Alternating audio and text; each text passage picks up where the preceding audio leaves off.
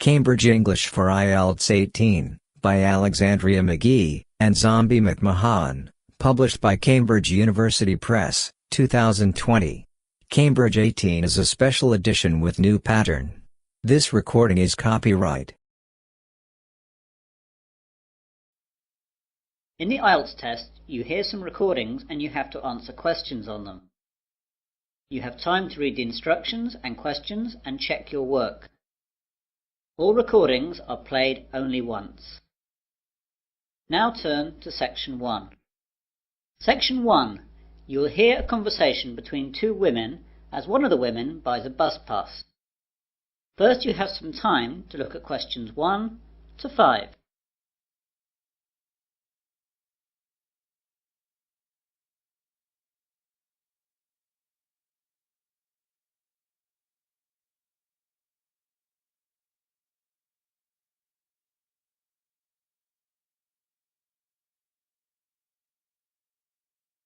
You will see that there is an example. This time only, the conversation relating to this will be played first. Good morning, I'm here to get a student bus pass, please. Of course, madam. Do you want to buy a month bus pass, a 6-month bus pass or a year pass? Oh, just a month pass, please. So, 1 month is the correct answer. Now we begin. You should answer the questions as you listen, as the recording is not played twice. Listen carefully to the conversation and answer questions 1 to 5. Good morning, I'm here to get a student bus pass, please. Of course, madam. Do you want to buy a month bus pass, a 6-month bus pass or a year pass? Oh, just a month pass, please. Right then. I'll just have to take a few details. Yes, of course. First of all, what's your name? Natalie Jameson. And how do you spell Jameson? Jameson. Thank you. And what's your address? 45 Forest Avenue, Newlands, Adelaide. Is that Forest with 1 R or 2 R's? Just one. And what's the postcode, please? Oh yes, it's 8490. Thanks. Now, what's your date of birth, if you don't mind me asking? Not at all. It's the 13th of May, 1982. I also need to know your telephone number here in Adelaide. OK. I just need to check that, as I only moved here last week. Now, where is it? Here we are. It's 6249 7152. Do you need a code or anything? Oh no, that's OK, thank you.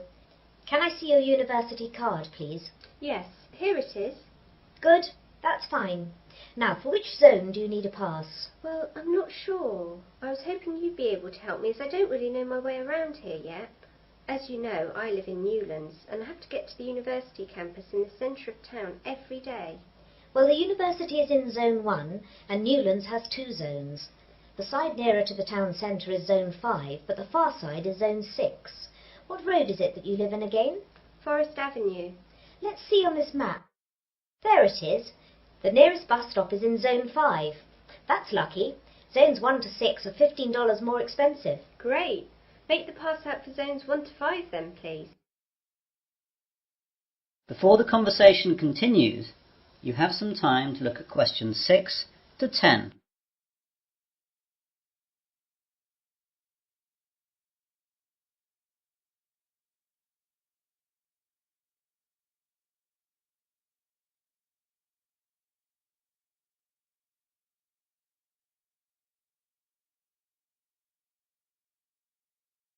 Now listen carefully and answer questions 6 to 10. I've got some other questions too, if you don't mind. Sure, go ahead. Well, this weekend my friend and I aren't doing anything, so we thought we'd take a trip out of town and visit somewhere new. Does the bus service run any trips like that? Yes, we've got a selection of trips. I'll tell you about some of them. Thanks. Right. The first one goes up to MacDonald Nature Park. The bus leaves at 8 o'clock and takes about 2 hours to get there, and leaves for the return at 4:30 in the afternoon. Once there, you can walk around the nature trails. It's really nice, and the MacDonald River runs through there, and that's really beautiful, so take a camera with you. Then there's the Pearl Bay trip.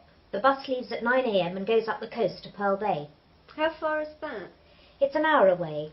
Once there, you can walk along the cliffs up to Rocky Point, which has a famous view up the coast. Or you can just lie on the beach and swim. Don't forget to take your swimming gear and a towel. The water's pretty safe there, and there are always lifeguards. The bus arrives back in Adelaide at 5 p.m. That sounds nice. What else? Well, there's the Huron Gold Mine. It's just a half-day trip, leaving here at 9:30 a.m. and arriving back at 2 p.m. It only takes half an hour to get there, which is good. It's an old worked-out mine that has changed into a sort of museum. They have all the old equipment, and a guide takes you round some of the tunnels and shows you some of the techniques they used to use. You might even find some gold they missed. Yeah, I could do with that.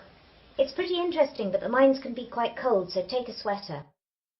So how do those three sound? Quite interesting. I really like the idea of going up the coast and spending a day on the beach, but my friend Karen will like the idea of the nature park. I'd better wait and check out with her what she wants to do before booking. No problem at all. You just need to pop in sometime during the week and we'll make the booking. Thanks very much. You've been very helpful. No problem. See you later. That is the end of section 1. You will now have half a minute to check your answers.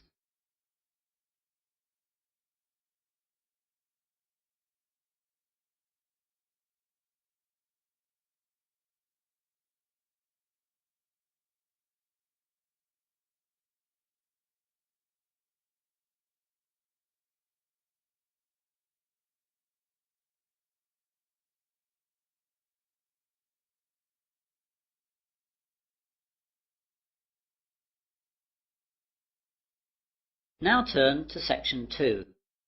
Section 2. You will hear a radio presenter interviewing a man about the Sydney Harbour Bridge. First, you have some time to look at questions 11 to 16.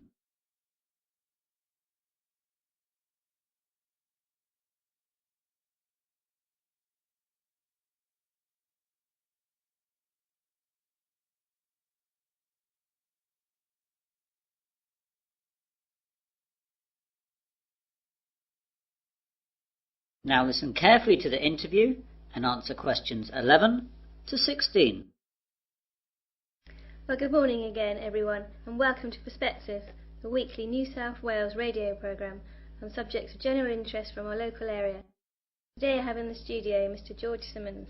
Good morning, George. Good morning, Anne. So what are you going to talk to us about today, George?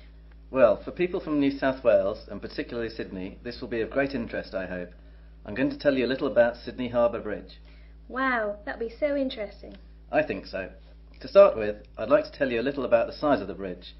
The arch span is 503 metres, and the weight of the steel arch is 39,000 tonnes. The summit is 134 metres above mean sea level, though it can actually increase by as much as 18 centimetres on hot days, as the result of steel expanding in heat.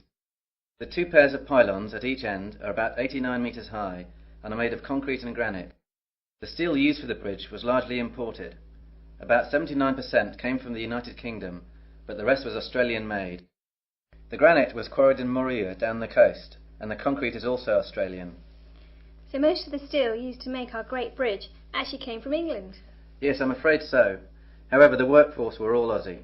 Thank God for that. When was the bridge actually built? The bridge was opened in 1932, but work first began in 1924 with the construction of the bridge approaches and spans, with two separate teams building the arch on each side, working towards each other. The arch was successfully joined on August the 19th, 1930. I'm afraid that working practices weren't very fair in those days, and the local government demolished 438 homes, which were in the way of the approaches, and as many as 800 families living there were displaced without compensation. The standards of industrial safety were inadequate too. 16 workers died during its construction, mainly from falling off the bridge. I didn't realise that. Yes, the bridge was formally opened on the 19th of March 1932 by the Premier of New South Wales, Mr. Jack Lang. When it was opened, it was the longest single-span steel arch bridge in the world, and it was one of the greatest engineering masterpieces of its time. Several songs were also composed in advance for the occasion, but these have now largely been lost or forgotten. However, 3 postage stamps were issued to commemorate the opening of the bridge, and these still exist. One of these stamps, with a face value of 5 shillings, is now worth several $100s today. You now have some time to look at questions 17 to 20.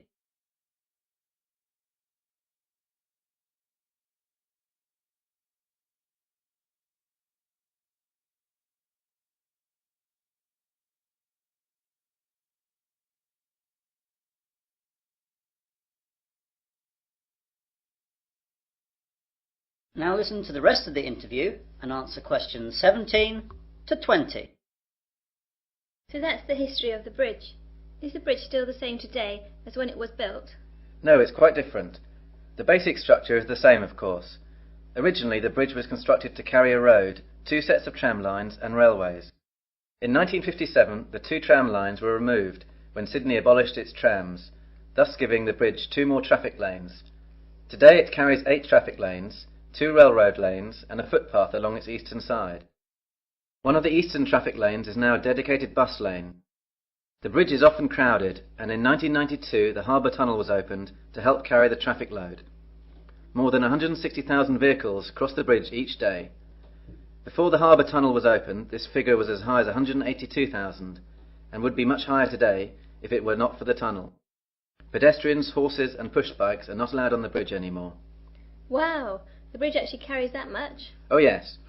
Actually, before the harbour bridge opened, it was completely packed with railway carriages, trams and buses to stress test its load-bearing capacity. While it has had many traffic jams since, and 500,000 people walked across it on its 50th anniversary, it has probably never been asked to carry that much of a load since. Amazing! And I suppose the toll for crossing the bridge has changed a bit too? I'm afraid so. The initial toll charged for a car was 6 pence, while a horse and rider were charged 3 pence. Today the toll costs $3, but is only charged when travelling to the south as an efficiency measure to speed up traffic flow. That is the end of section 2. You will now have half a minute to check your answers.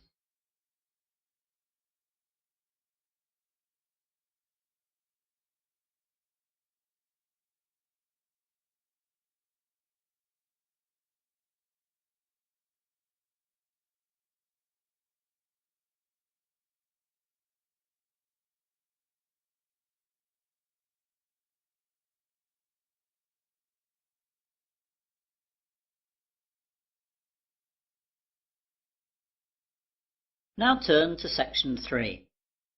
Section 3. You will hear 3 students discussing a survey they are going to do.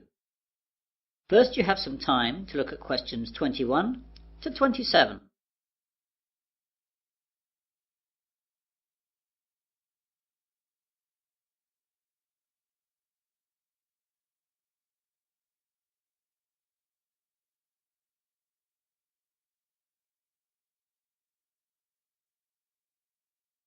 Now listen carefully and answer questions 21 to 27. Hi Mel, hi Laura, sorry I'm a bit late. I got held up by the bus, it just didn't come for ages. Don't worry, you're only a couple of minutes behind and we've only just been chatting. Right then, we're here to organise the survey that we're going to do. Mel, you said that you discussed with Professor Donald Walker what type of survey we were going to do. Yes, I spoke to Professor Walker 2 days ago, and I told him that the surveys we were considering were a telephone survey, a street survey and a mail survey. He thought that the phone one would be too expensive for us and the postal one would take too long, so we decided we should do the street one. I think that's right. If we do the street one, then we can get the whole thing done in one day and we can get on with analysing the results. Yes, that's right. Now there are some other things that Professor Walker wanted to know about. How big should the survey be? Well, the ideal figure for a survey such as this should be about 1,000 people, but that will take us about a month to get that many people, and we just don't have that much time. On the other hand, if we just choose 100 people, the survey won't be statistically significant. So what about something in the middle? What about 600? Still too many. That'll take us ages. 400? Let's split the difference and say 500. Okay. And how many questions? If there are too many, we'll just have the same problem. Professor Walker said we should have no more than 10 or people get bored. 10 then? I think even fewer. 8. I think 3 fewer again to make sure we can get the numbers done quickly. Okay, I agree with that. I'm not sure, but I suppose so. You now have some time to look at questions 28 to 30.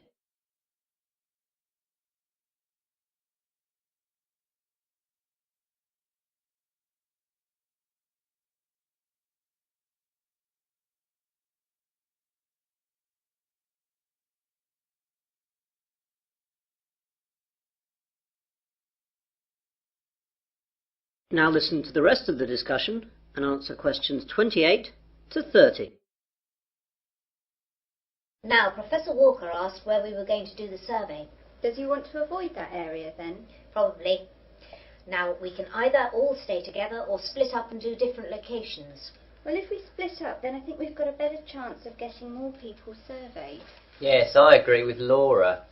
Okay. Now, I made a list of the possible locations in Wesley where we could station ourselves. There's the town square, at the entrance to the train station, at the university cafeteria, outside Dobbin's department store, on the corner of the High Street and College Road, the bus station and the corner of High Street and Wilkins Road. What do you think? I think the square is great, but the people at the train station will be travelling and often in a hurry. I agree with all of that, and I think the bus station will have the same problem as the train station. Okay, that's those two out then. I think the other ones in town were good too. The cafeteria will have too many students, and that will create too great a bias to our survey. We need a good cross-section of the population, and anywhere too close to the university won't give us that. Laura's right. So, out of the other town ones, I think that the two on the High Street corners are good. I don't agree. The High Street corner with College Road would be good, but the corner with Wilkins Road is too far out. Not enough people will come by there. Yes, Mel's right there. We should use Dobbin's department store instead. I can see your point. OK, that's settled then. All three of us will be stationed in town then, but not the Wilkins Road position. That is the end of section 3. You will now have half a minute to check your answers.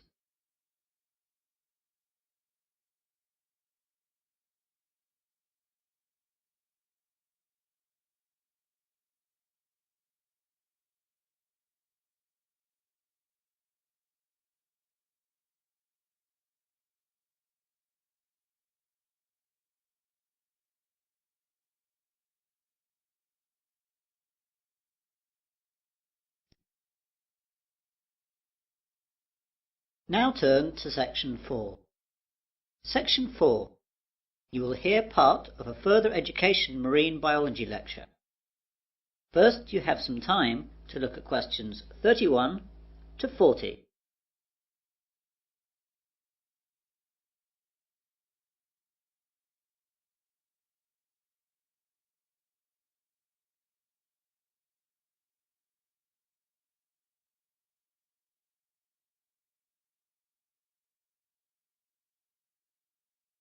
Now listen carefully and answer questions 31 to 40.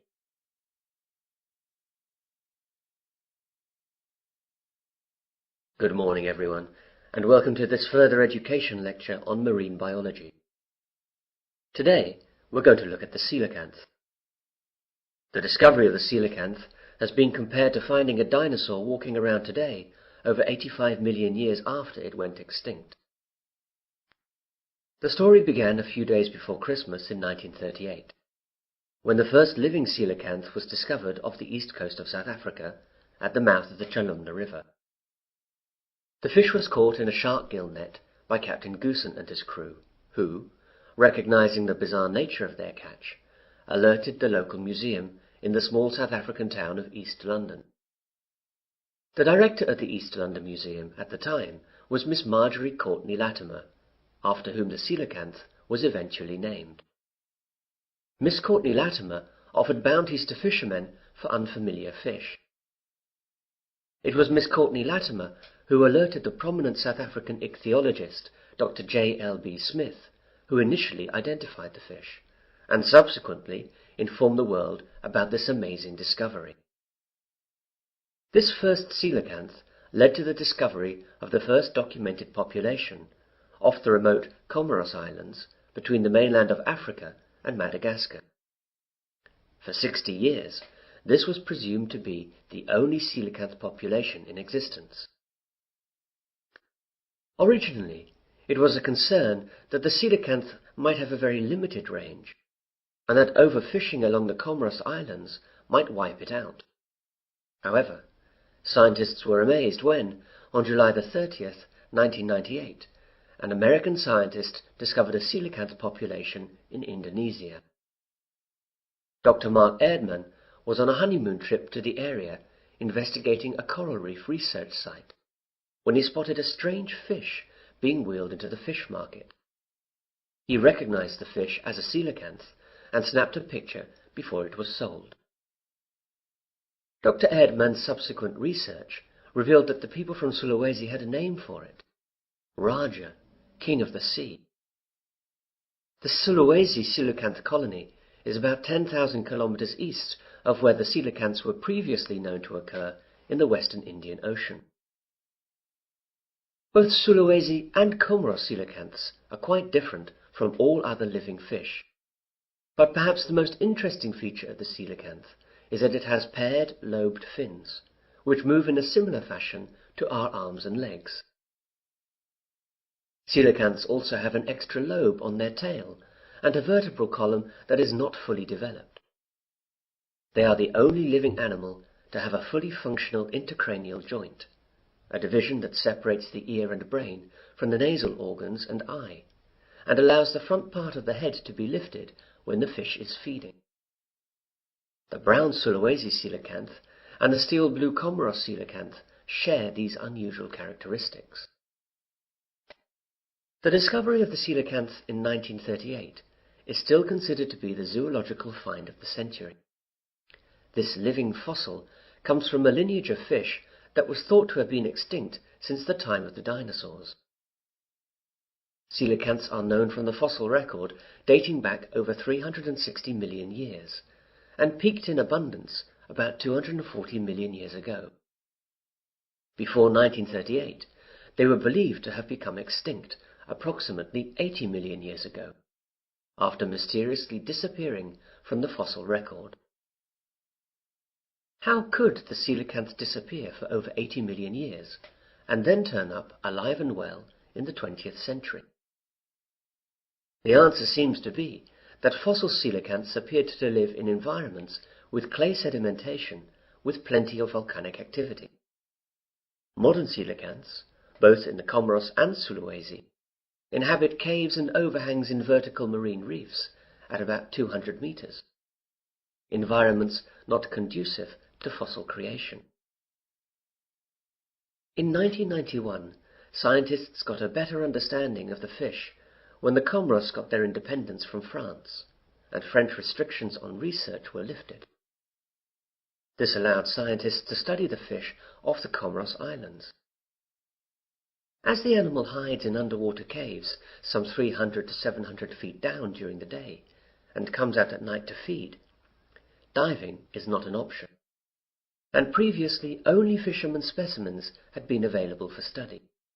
But this time the scientists had their own submarine, so they could study the coelacanth in its natural habitat through portholes. That is the end of section 4. You will now have half a minute to check your answers.